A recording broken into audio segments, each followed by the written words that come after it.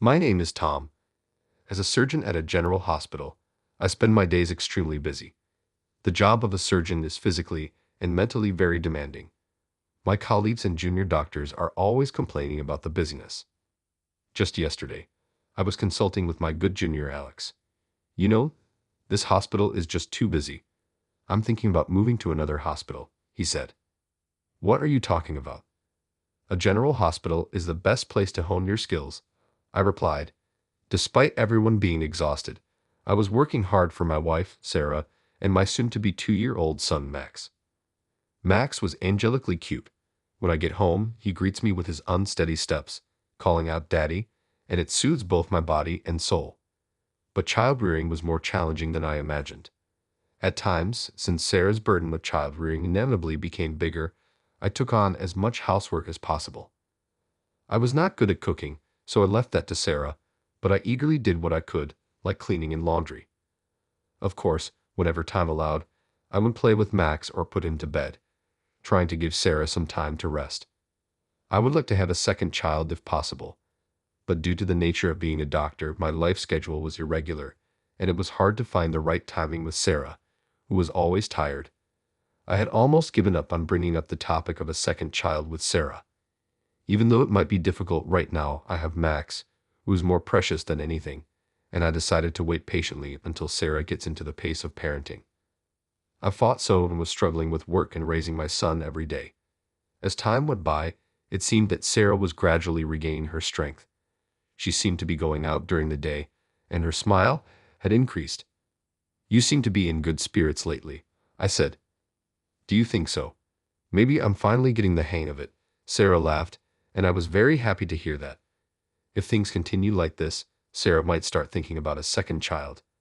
I need to work harder for Sarah and Max. I thought about these things as I went through my days.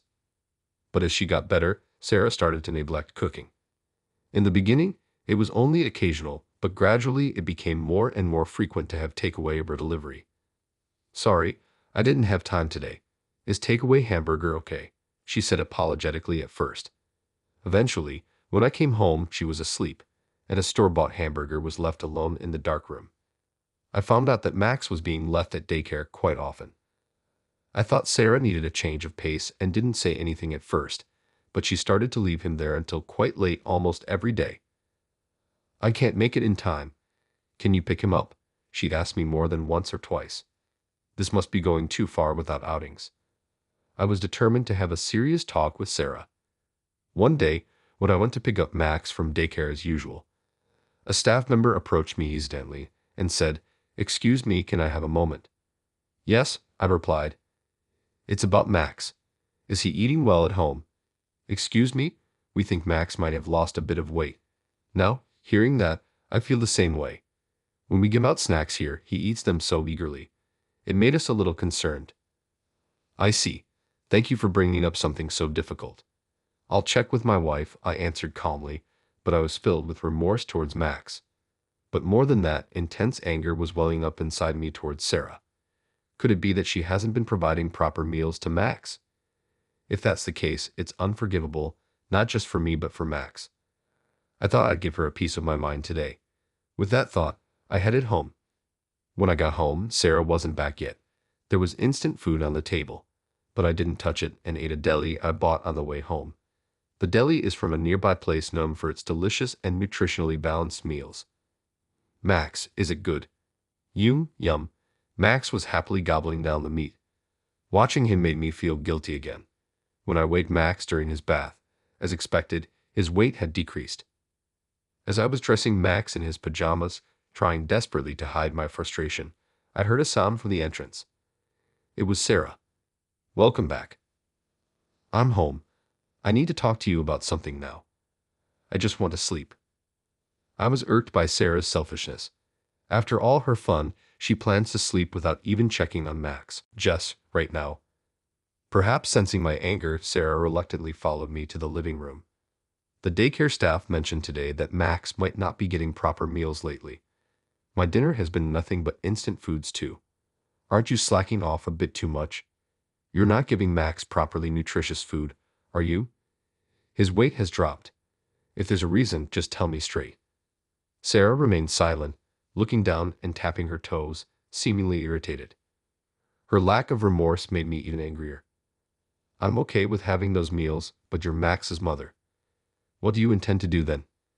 Sarah stood up abruptly and said, "Stop nagging. I'm doing my best. It's just that Max won't eat what I serve him." What? Enough already. I'm tired and going to sleep. Hey, wait a minute. Ignoring me, she disappeared into the bedroom. What on earth is going on with Sarah? I was left standing there, dumbfounded. Realizing that this couldn't continue, I started preparing meals for Max every day for his sake. Even when work kept me late, I made sure to prepare plenty of meals in advance so he could easily eat. However, even as I juggled work and household chores to the point of exhaustion, Sarah's attitude remained unchanged. Then, one day during my shift, an emergency surgery came up. I was waiting with my colleagues for the ambulance to arrive. The patient was a young woman who seemed to have been hit by a car while walking. When the ambulance arrived and the patient was brought out, I was at a loss for words. It was Sarah. Sarah. Tom, fortunately, Sarah was conscious. Seeing me, she seemed surprised too as she was carried on the stretcher. Sarah explained to me what had happened. I was coming back from dropping Max off at daycare and got hit by a car. Got it. We'll talk later. You don't need to speak now. Despite saying that, I couldn't help but feel a faint question arising in my mind. The accident site we just heard about was quite far from the daycare, wasn't it? Why was Sarah in such a place? But Sarah's treatment was a priority now. I shook my head vigorously, trying to dismiss the doubts. Sarah, you need surgery. The bleeding from your thigh is severe. Surgery? Yes. Can you take off your clothes? If it's too painful, we'll have to cut them off. Take off my clothes? No, no way. I know it might be embarrassing, but this is not the time for that. We can't proceed with the surgery like this. Then don't do it. Absolutely not. What's going on? If we don't do something, your life is in danger. I desperately tried to persuade Sarah, but she adamantly refused to take off her clothes. We couldn't get anywhere. We had to stop the bleeding somehow. I decided to have the anesthesiologist administer anesthesia and proceed with the surgery. Finally, once Sarah was unconscious, we began the preparations for the surgery.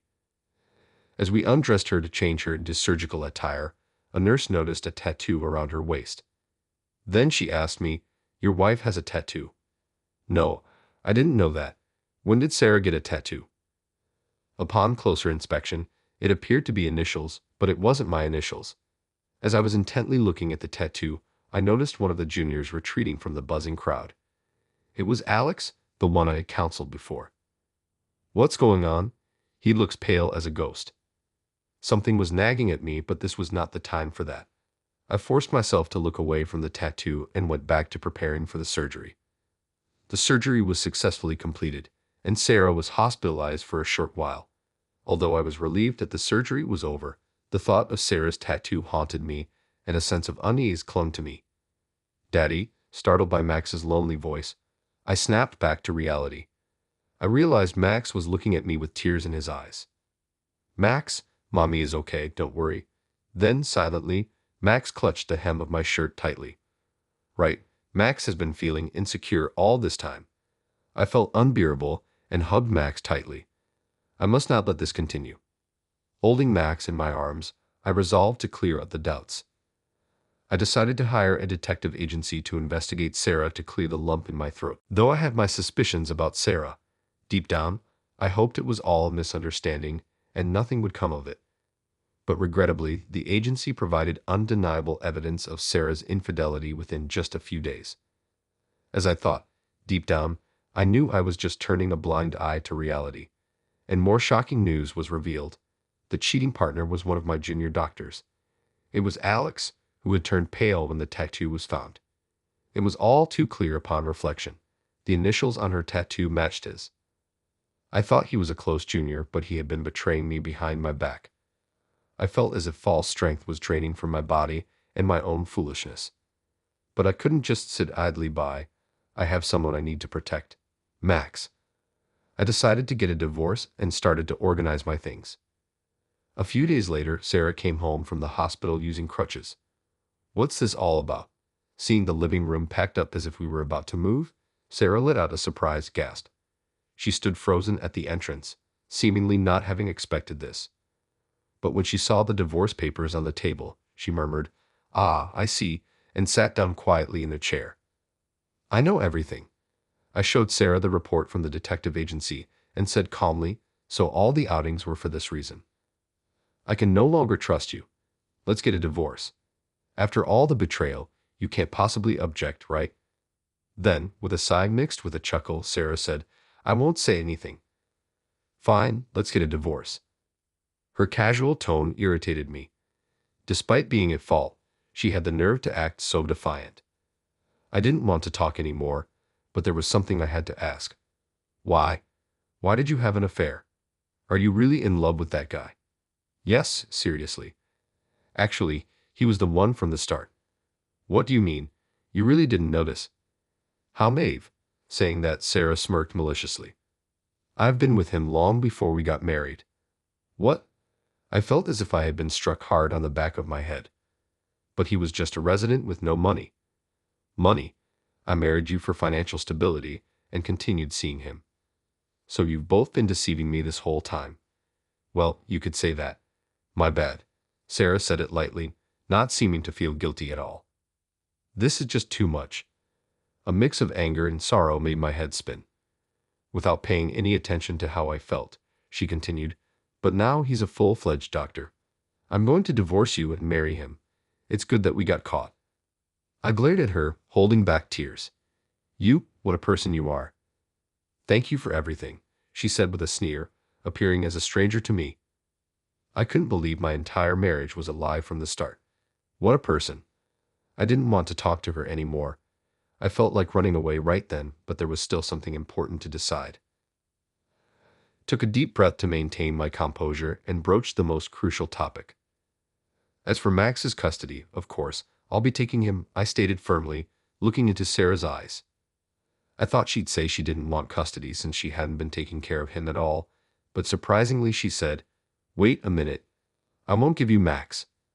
"What are you talking about? You've barely looked after him, always leaving him at daycare or with me. This is the line over here. You're always busy with work and you don't put your family first. You didn't praise Max." "I did." "What? What kind of logic is that? We're not getting anywhere. Does she not realize how much I've sacrificed for Max's upbringing, even losing sleep over it? After neglecting Max for so long, I can't believe she can say such things." She stubbornly continued to refuse, saying, "I won't give up Max." Seeing that we were getting nowhere, I decided to make a proposal to her. I wasn't too keen on it, but I had no choice. "Look, we're not going to resolve this between us. How about we let Max choose?" "Let Max choose?" "Yes. Shouldn't we respect his feelings?" "All right, fine." I was honestly very nervous about my own suggestion. Even though I had been the one taking care of him, I couldn't help but worry that he might still choose his mother in the end. Sarah's easy acceptance of my proposal suggested she was confident that Max would choose her. What if Max chooses Sarah? I shook my head vigorously, trying to dispel the negative thoughts. Then I brought Max from the other room where he had been watching TV. I kneeled down to be at eye level with Max and asked him, "Max, we need to talk about something difficult. Daddy and Mommy are going to live separately. Who do you want to live with?" I didn't expect my 2-year-old son to understand, but I looked into his eyes and asked him. As expected, Max seemed confused, looking back and forth between Sarah and me. He seemed unsure what to do and started waving his stuffed toy around. Maybe it's too harsh to make him choose. Just as I was about to give up and stand, he said, "Daddy," with tears in his eyes, and clung to my leg. "I want to be with Daddy. Don't leave me. I like Daddy." "Max." I hugged him tightly, feeling overwhelmed with joy. Sarah turned pale and stood up abruptly with a loud noise. "Max, why don't you want to come with Mommy?" She tried to coax Max with a soft voice, but he shook his head and said in a small voice, "I don't like Mommy. Mommy is always gone. Daddy plays with me. Daddy's food is yummy. I like Daddy. I don't like Mommy." Sarah was at a loss for words in response to Max's remarks. Max was earnestly expressing his feelings. "He's so small. Yet he sees everything clearly. Max's sincere words warmed my heart. It's okay. As long as I have Max, I'll be fine. So that settles it. I'll take custody. Fine, Sarah thought. Okay, I can just have another child with him. She tried to hide her frustration with a loud retort. I thought, serves you right, but that no longer mattered. Max and I are going to live our life together. Afterward, the divorce between Sarah and me was finalized without issue. The news of our divorce quickly spread among my colleagues, along with the reason being Sarah's affair and that the other man was Alex. Faced with everyone's disdain and being ostracized, Alex came to apologize to me later. Tom, I'm truly sorry. I know an apology doesn't fix what I did, but I truly regret the terrible thing I've done. I see Sarah and I have broken up. I'm leaving this hospital and will start over at a hospital in the countryside that I had been considering. All right, but I can't accept your apology, Tom. Of course, Sarah is to blame too. But you knew she was my wife and that we had a young child, and yet you continued your affair with her. I can never forgive you for that. I understand. I'm grateful for everything up to now. Not long after Alex moved to a regional hospital, I sometimes wondered how Sarah was doing now that her plans to marry him had fallen through. But it was none of my concern anymore. Then one day, something shocking happened. Sarah, abandoned by Alex, stormed into the hospital. Sarah. I saw her after such a long time. She looked disheveled, her hair a mess, and she appeared quite shabby. Sarah, what are you doing here? Where is he? Where is he? Sarah asked me in a frail voice. Up close, her skin was rough, and she looked extremely tired. Him? Oh, you mean him. Jess, go call him right now. Sarah screamed like a banshee, her hair flying wildly. The other doctors and patients looked on from a distance, pitying her, but I didn't feel sorry for her at all. You don't know? He left this hospital, moved to the countryside. What? What do you mean? Poor you, got dumped. Oh, seems like you don't even know where he went. Tough break. What? You know where he is? Tell me.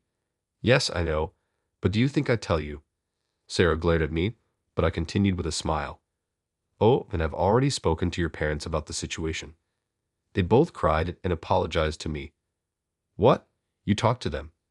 Of course. I had to explain the circumstances of the divorce. How could you? They were pretty angry with you, you know. Even if you begged them for help because you can't pay the child support, they probably wouldn't. As I said that, Sarah collapsed on the spot as if all strength had left her. She was crying, but naturally, I felt no inclination to reach out to her. Well, work hard on your own and make sure to pay all the child support. I won't let you escape until you've paid up every penny. Be prepared for that. With that, I left her behind.